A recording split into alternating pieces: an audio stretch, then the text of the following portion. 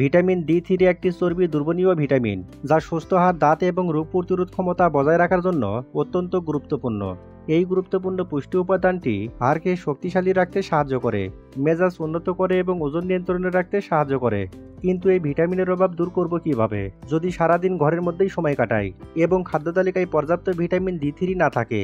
বিশেষ করে ভিটামিন ডি3-র অভাব হলে যতই আপনি ক্যালসিয়াম সমৃদ্ধ খাবার খান না কেন, এর তেমন কোনো ঘাটতি পূরণ হবে না। পেশি দুর্বল ও ব্যথা, চুল পড়ে যাওয়া, চর্মরোগ, ডিপ্রেশন ও অবসাদ ইত্যাদি সমস্যা দেখা দিতে পারে।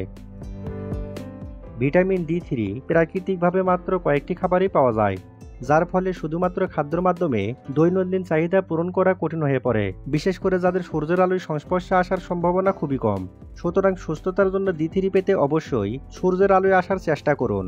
এছাড়া খাদ্য তালিকায় চর্বিযুক্ত মাছ যেমন salmon, mackerel, sardine, tuna, cod মাছের তেল, দুধ, ডিমের কুসুম, বাদাম, সয়া ইত্যাদি রাখুন।